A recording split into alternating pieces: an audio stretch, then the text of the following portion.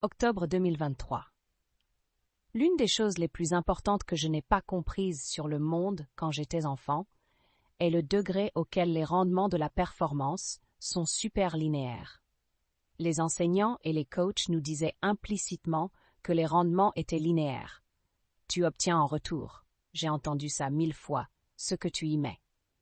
Ils pensaient bien faire, mais c'est rarement vrai. Si votre produit n'est qu'à moitié aussi bon que celui de votre concurrent, vous n'aurez pas moitié moins de clients, vous n'aurez aucun client. Et vous ferez faillite. Il est évident que les rendements pour la performance sont super linéaires dans le monde des affaires. Certains pensent que c'est un défaut du capitalisme et que si nous changions les règles, cela ne serait plus vrai. Mais les rendements super linéaires pour la performance sont une caractéristique du monde, pas une invention de règles. Nous observons le même schéma dans la notoriété, le pouvoir, les victoires militaires, la connaissance et même le bénéfice pour l'humanité. Dans tous ces domaines, les riches deviennent plus riches.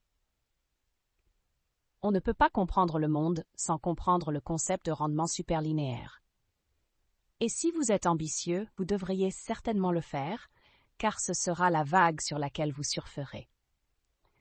Il peut sembler qu'il y ait beaucoup de situations différentes avec des rendements superlinéaires, mais autant que je peux le dire, elles se réduisent à deux causes fondamentales: la croissance exponentielle et les seuils.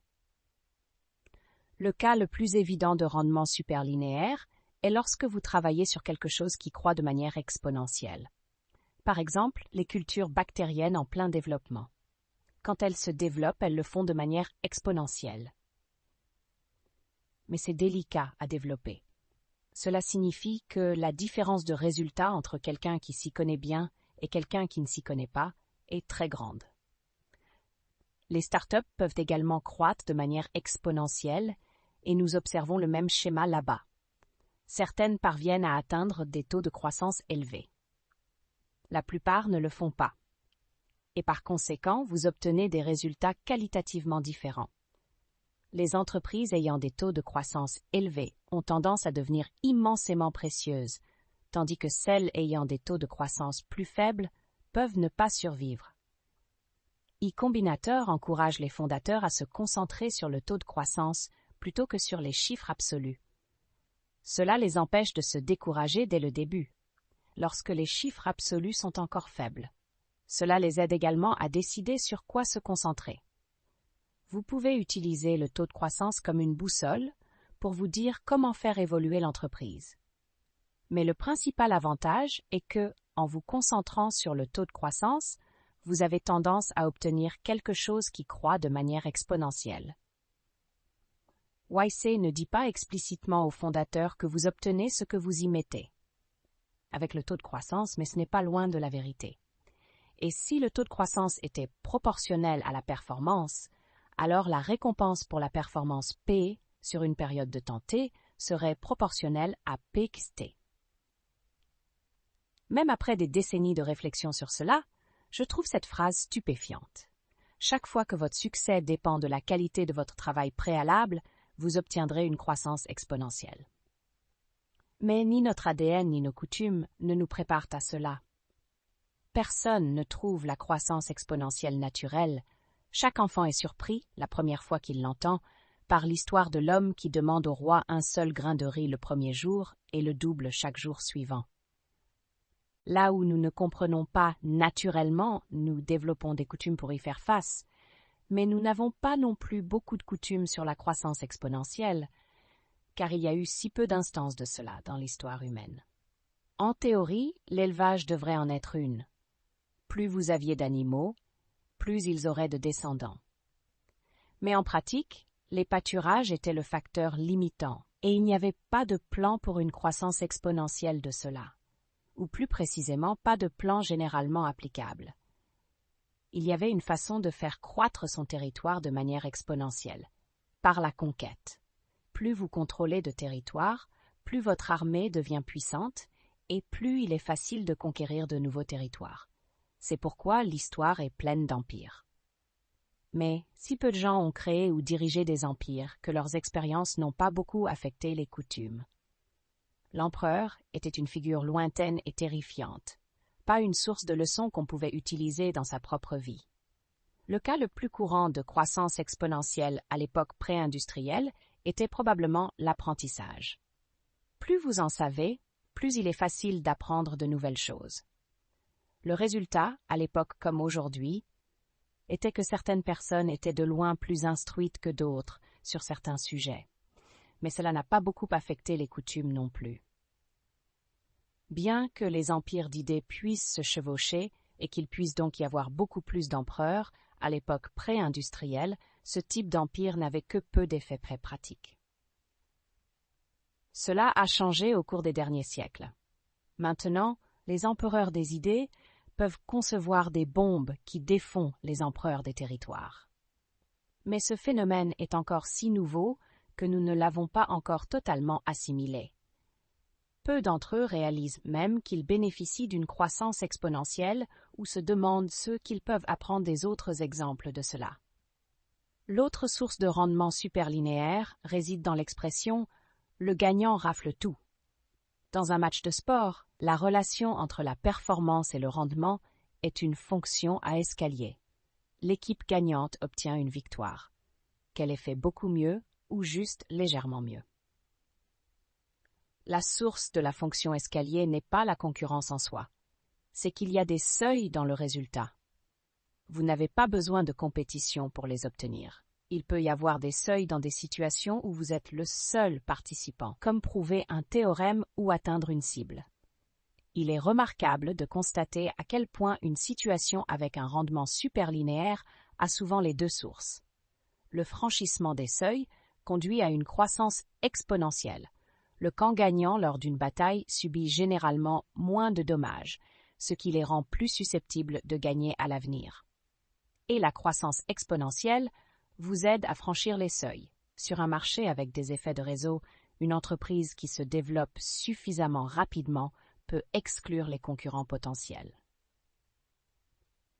La célébrité est un exemple intéressant d'un phénomène qui combine les deux sources de rendement superlinéaires.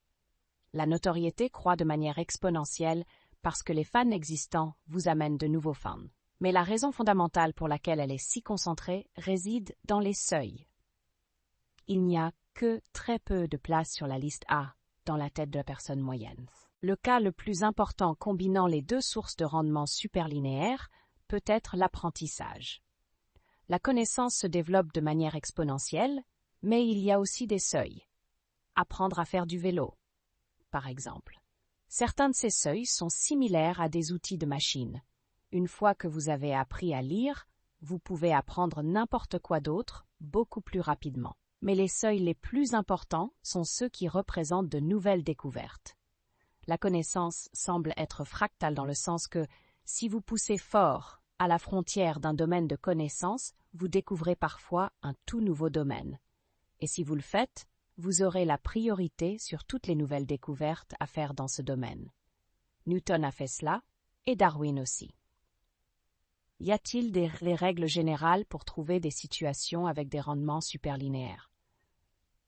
La plus évidente est de chercher un travail qui se cumule. Il y a deux façons dont le travail peut se cumuler. Il peut se cumuler directement, au sens où réussir dans un cycle vous fait mieux réussir dans le suivant. C'est ce qui se passe, par exemple, lorsque vous construisez une infrastructure ou développez un public ou une marque, où le travail peut se cumuler en vous enseignant, car l'apprentissage se cumule. Ce deuxième cas est intéressant, car vous pouvez avoir l'impression de faire mal les choses pendant qu'elles se produisent. Vous pourriez ne pas atteindre vos objectifs immédiats. Mais si vous apprenez beaucoup, vous obtiendrez néanmoins une croissance exponentielle.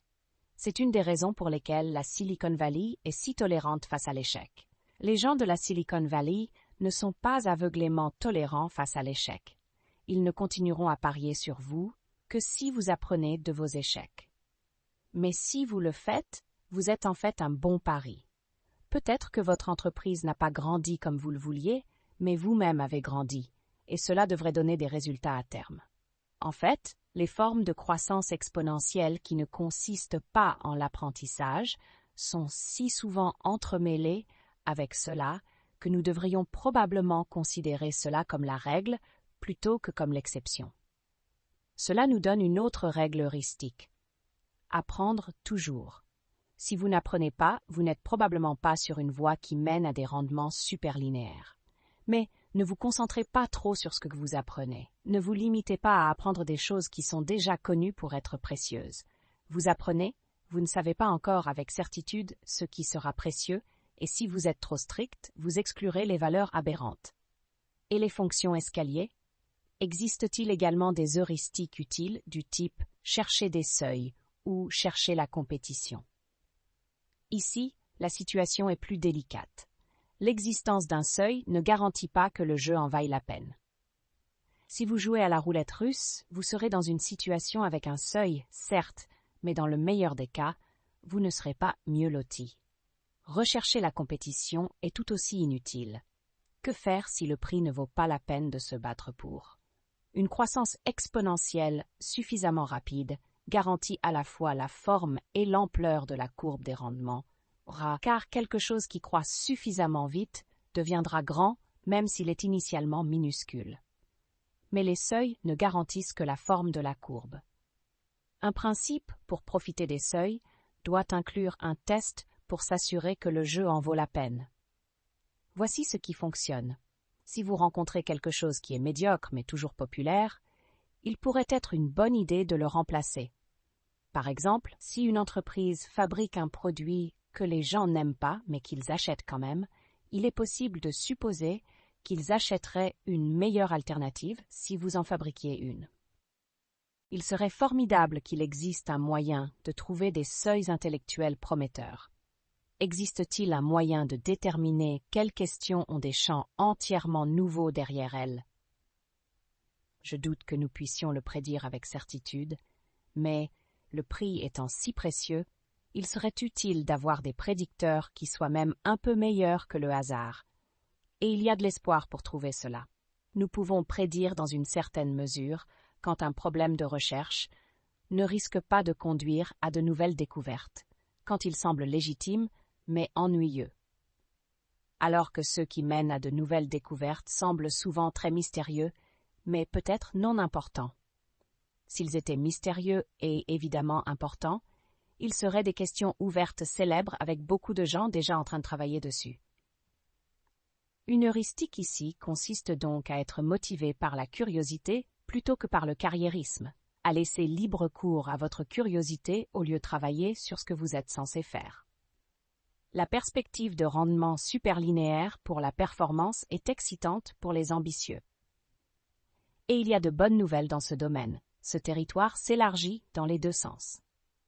Il existe plus de types de travail dans lesquels vous pouvez obtenir des rendements superlinéaires et les rendements eux-mêmes augmentent. Il existe deux raisons à cela, bien qu'elles soient si étroitement liées qu'elles ressemblent plus à une raison et demie. Le progrès technologique et l'importance décroissante des organisations. Il y a 50 ans, il était beaucoup plus nécessaire de faire partie d'une organisation pour travailler sur des projets ambitieux. C'était le seul moyen d'obtenir les ressources dont vous aviez besoin, le seul moyen d'avoir des collègues et le seul moyen de bénéficier d'une distribution. Ainsi, en 1970, votre prestige était dans la plupart des cas le prestige de l'organisation à laquelle vous apparteniez. Et le prestige était un prédicteur précis, car si vous n'étiez pas membre d'une organisation, vous n'aviez pas de chance de réaliser beaucoup de choses. Il y avait quelques exceptions, notamment les artistes et les écrivains, qui travaillaient seuls avec des outils bon marché et possédaient leur propre marque, mais même eux dépendaient des organisations pour atteindre leur public. Un monde dominé par les organisations atténuait la variation des rendements de la performance. Mais ce monde s'est considérablement érodé au cours de ma vie. Maintenant, beaucoup plus de personnes peuvent avoir la liberté qu'avaient les artistes et les écrivains au XXe siècle. Il existe de nombreux projets ambitieux qui ne nécessitent pas beaucoup de financement initial et de nombreuses nouvelles façons d'apprendre, de gagner de l'argent, de trouver des collègues et d'atteindre son public. Il reste encore beaucoup de l'ancien monde, mais le rythme du changement a été dramatique par rapport aux normes historiques. surtout lorsque l'on considère les enjeux. Il est difficile d'imaginer un changement plus fondamental que celui des rendements pour la performance. Sans l'effet amortissant des institutions, il y aura plus de variations dans les résultats.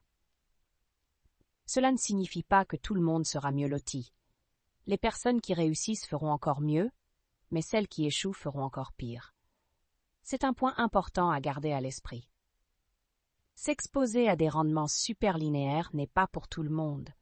La plupart des gens seront mieux lotis en faisant partie du groupe. Alors qui devrait viser des rendements superlinéaires? Les ambitieux de deux types.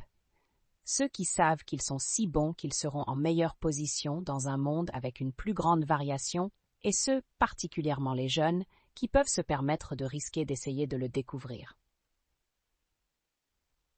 Le passage des institutions ne sera pas simplement une migration de leurs habitants actuels.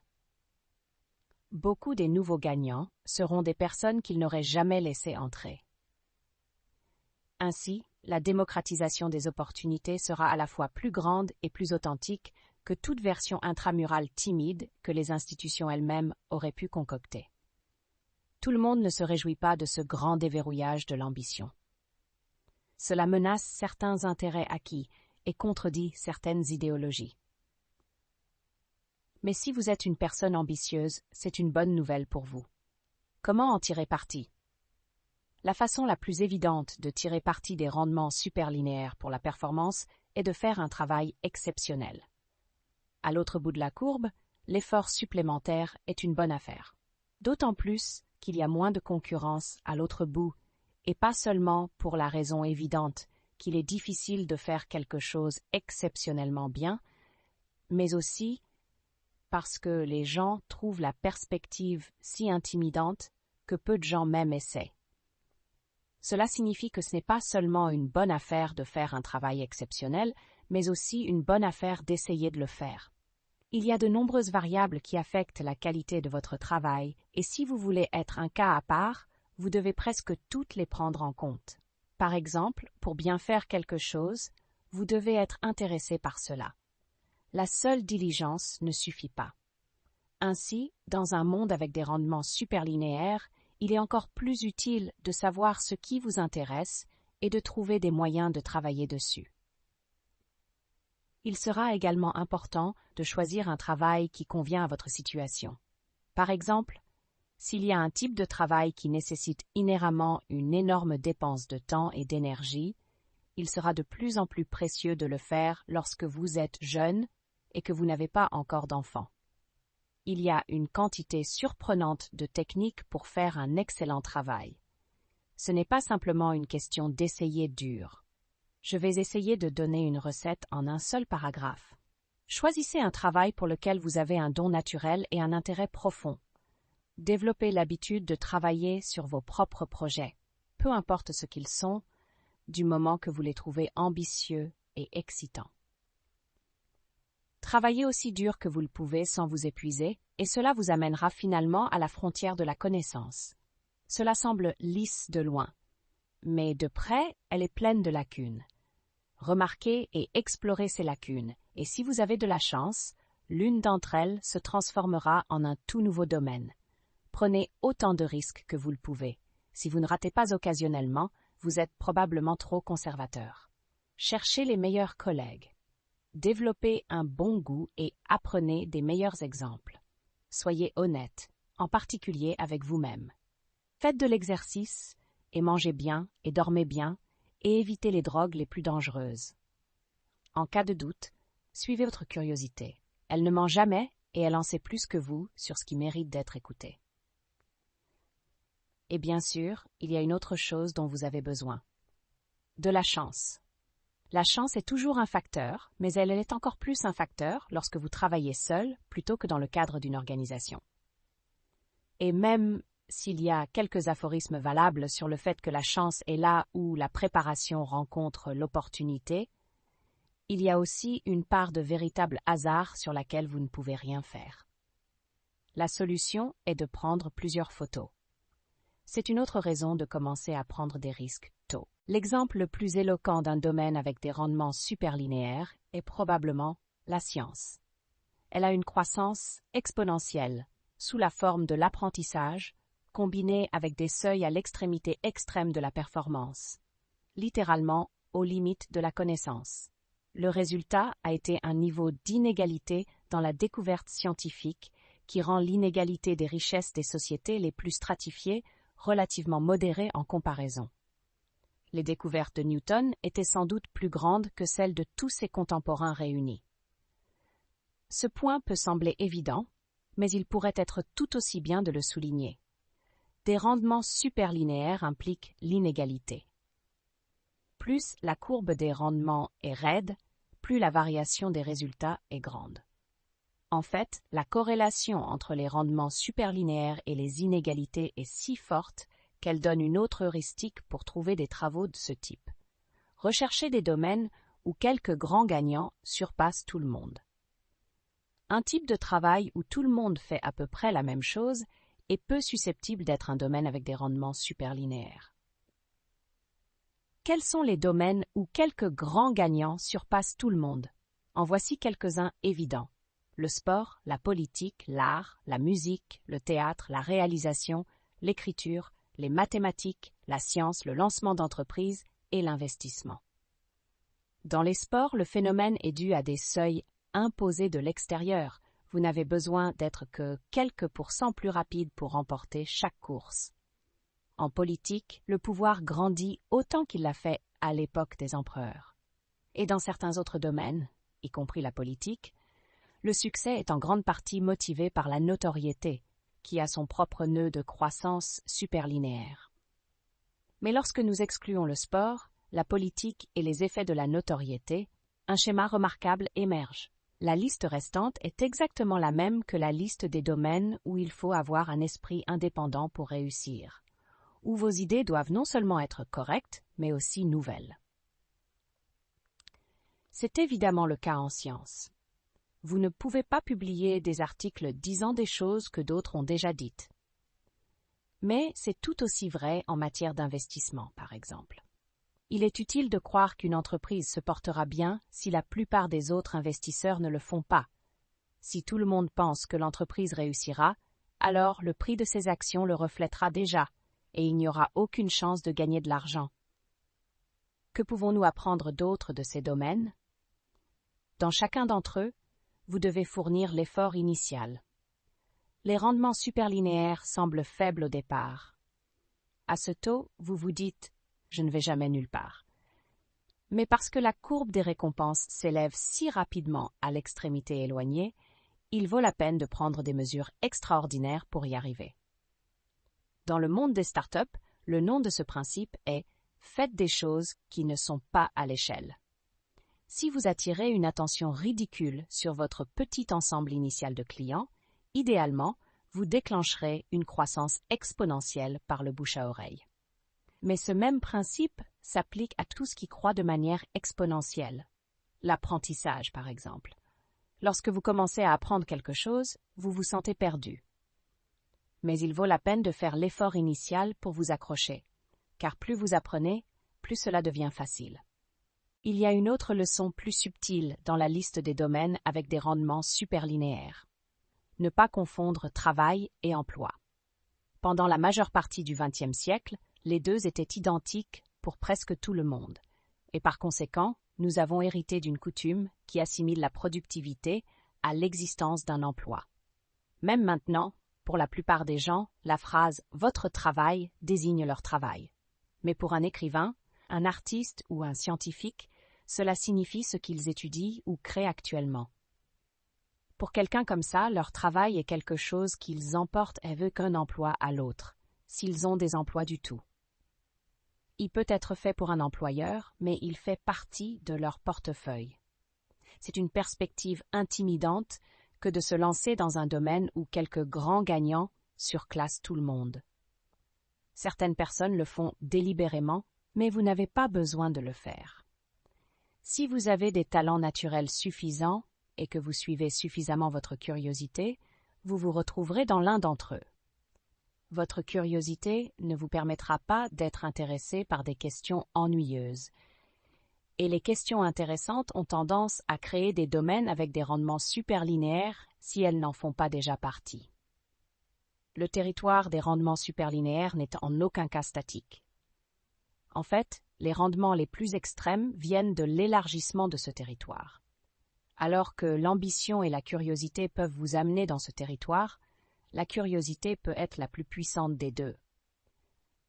L'ambition a tendance à vous faire grimper les sommets existants, mais si vous restez suffisamment près d'une question suffisamment intéressante, elle peut se transformer en montagne sous vous. Note: il y a une limite à la façon dont vous pouvez distinguer précisément effort, performance et rendement, car ils ne sont pas précisément distingués en réalité. Ce qui compte comme rendement pour une personne peut être considéré comme performance pour une autre. Mais bien que les frontières de ces concepts soient floues, elles ne sont pas insignifiantes. J'ai essayé de les expliquer aussi précisément que possible sans tomber dans l'erreur. L'évolution elle-même est probablement l'exemple le plus répandu de rendement superlinéaire pour la performance. Mais il est difficile pour nous de nous y identifier car nous n'en sommes pas les récipiendaires. Nous en sommes les rendements. La connaissance avait bien sûr un effet pratique avant la révolution industrielle. Le développement de l'agriculture a totalement changé la vie humaine. Mais ce type de changement était le résultat d'améliorations générales et graduelles des techniques, pas des découvertes de quelques personnes exceptionnellement instruites. Il n'est pas mathématiquement correct de décrire une fonction escalier comme superlinéaire, mais une fonction escalier qui part de zéro fonctionne comme une fonction superlinéaire lorsqu'elle décrit la courbe des rendements pour l'effort par un acteur rationnel. Si elle part de zéro, alors la partie avant l'escalier est inférieure à tout rendement linéaire croissant, et la partie après l'escalier doit être supérieure au rendement nécessaire à ce moment, sinon personne ne se donnerait la peine. Rechercher la compétition pourrait être une bonne heuristique, dans le sens où certaines personnes trouvent cela motivant. C'est également une sorte de guide pour les problèmes prometteurs, car c'est un signe que d'autres personnes les trouvent prometteurs. Mais c'est un signe très imparfait. Souvent, il y a une foule qui poursuit un problème, et ils se font tous dépasser par quelqu'un qui travaille tranquillement sur un autre problème. Pas toujours, cependant. Vous devez faire attention avec cette règle. Lorsque quelque chose est populaire malgré sa médiocrité, il y a souvent une raison cachée à cela. Peut-être que le monopole ou la réglementation rend difficile la concurrence. Peut-être que les clients ont mauvais goût ou des procédures défectueuses pour décider quoi acheter. Il y a de vastes tranches de choses médiocres qui existent pour de telles raisons. Dans la vingtaine, je voulais être artiste et j'ai même fait des études d'art pour étudier la peinture. J'étais surtout attirée par l'art, mais une partie non négligeable de ma motivation venait du fait que les artistes semblaient être le moins à la merci des organisations. En principe, tout le monde obtient des rendements superlinéaires. L'apprentissage se cumule et tout le monde apprend au cours de sa vie. Mais en pratique, peu poussent cet apprentissage quotidien à un point où la courbe des rendements devient vraiment raide. Il n'est pas clair ce que les partisans de l'équité entendent par là. Ils semblent ne pas être d'accord entre eux. Mais quoi qu'ils veuillent dire, cela est probablement en contradiction avec un monde où les institutions ont moins de pouvoir pour contrôler les résultats et où quelques marginaux obtiennent beaucoup mieux que tout le monde. Il peut sembler malchanceux pour ce concept qu'il soit apparu juste au moment où le monde évoluait dans la direction opposée, mais je ne pense pas que ce soit une coïncidence.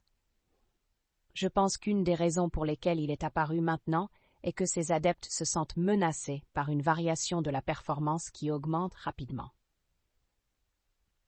Corollaire. Les parents qui poussent leurs enfants à travailler sur quelque chose de prestigieux, comme la médecine, même s'ils n'y ont aucun intérêt, leur font plus de mal qu'auparavant. La version originale de ce paragraphe était le premier brouillon de comment réussir à faire un excellent travail. Dès que je l'ai écrit, j'ai réalisé que c'était un sujet plus important que les rendements superlinéaires. J'ai donc mis en pause le présent essai pour développer ce paragraphe en un texte à part entière. pratiquement rien de la version originale n'en reste. Car après avoir terminé « Comment réussir à faire un excellent travail », je l'ai réécrite en fonction de cela.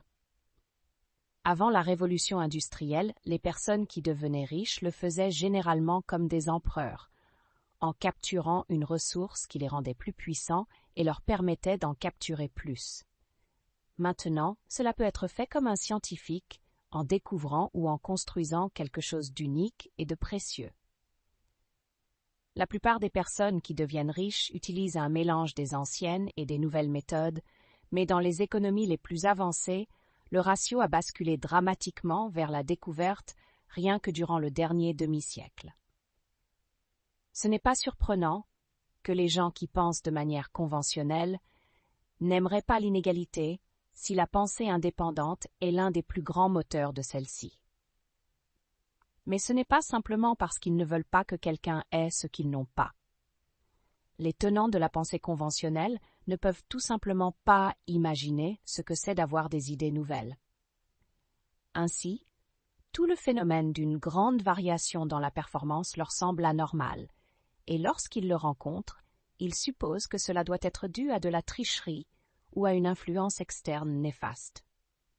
Merci à Trevor Blackwell, Patrick Collison, Tyler Cowen, Jessica Livingston, Harj Tagar et Gary Tan d'avoir lu des ébauches de cet article.